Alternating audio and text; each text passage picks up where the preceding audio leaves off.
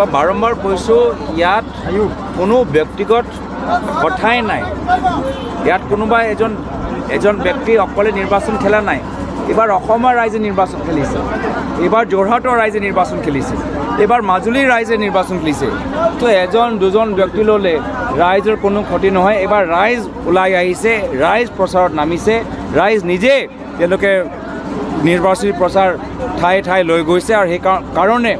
BJP চৰকাৰ ভয়ত আছে য'ত য'ত আমি যাওঁ ফৰ্ম বিলাবলৈ আৰম্ভ কৰিছে বিজেপিৰ যেতিয়া মিটিং হয় তেতিয়া ফৰ্ম নিবিলায় কিন্তু আমি য'ত য'ত গৈছোঁ তেতিয়া সেইদিনাই ফৰ্ম বিলাবলৈ আৰম্ভ কৰিছে তো এয়া হৈছে তেওঁলোকৰ দলৰ অৱস্থা ৰাইজ যেতিয়া ওলাই আহিছে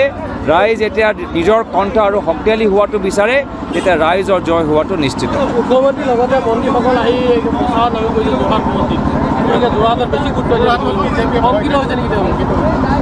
চব ৰজাই মহলৰ পৰা কেতিয়াবা ওলাবও লাগে ৰাইজৰ মাজত থাকিবও লাগে ৰাইজৰ মাজত থাকিলে গম পাব যে তেওঁলোকৰ দলৰ মানুহবোৰ কেনেদৰে এই অঞ্চলৰ মহিলাসকলক ঠগিছে মহিলাসকলক কৈছে যে আমাৰ বিজেপি দলৰ সভালৈ আহক আপোনালোকে লখপতি হ'ব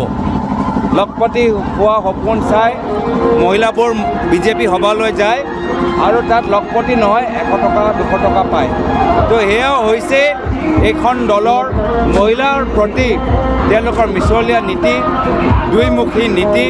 আৰু সেইকাৰণে মহিলাবোৰে কৈছে যে আমি 15 লাখ টকা সপোন দেখিলোঁ 15 লাখ টকা আমি নাপালোঁ লাখপতি সপোন আমাক দেখাইছে সেইটো এটা মিছা কথা আৰু আমি বিজেপি সভালৈ নাযাওঁ আমি গোটেইবোৰ আমি হাতচিনপত ভোট দিম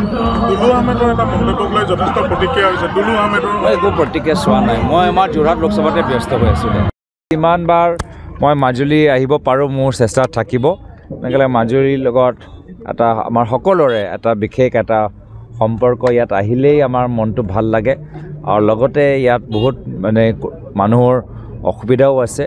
আমি যোৱাবাৰো যথেষ্ট সময় দিলোঁ এইবাৰো আমি যথেষ্ট সময় দি ৰাইজৰ লগত আৰু কথা পাতিবলৈ আমি আহিছোঁ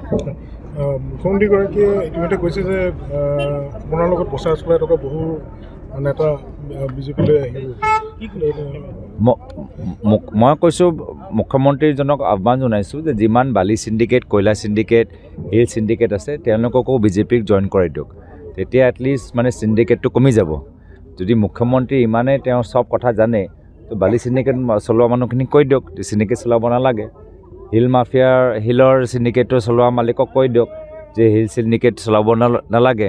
মহৰ চিণ্ডিকেট যিজনে চলায় তেওঁক কৈ দিয়ক এইখিনি কাম বাদ দিয়ক এইখিনি কিয় নকৰে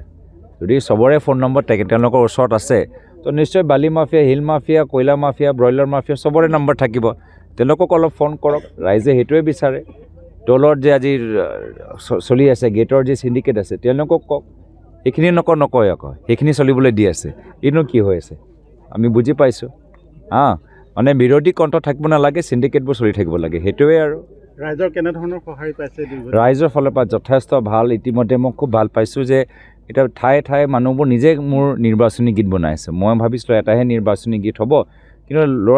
বিভিন্ন ঠাইৰ পৰা মোক আজি যুৱক যুৱতীসকলে নিজৰ নিৰ্মাণ কৰা নিৰ্বাচনী গীত তৈয়াৰ কৰি মোক পঠাইছে মই স্বাগতম জনাইছোঁ আৰু আমি ইতিমধ্যে বিভিন্ন এই গীতবোৰ যিসকলে যি ৰাইজে বনাইছে আমি তাৰ পাৰ্মিশ্যন আমি ইতিমধ্যে আমি লৈছোঁ আৰু ভৱিষ্যতেও আমি সেইখিনি গীত আমি প্ৰচাৰত আমি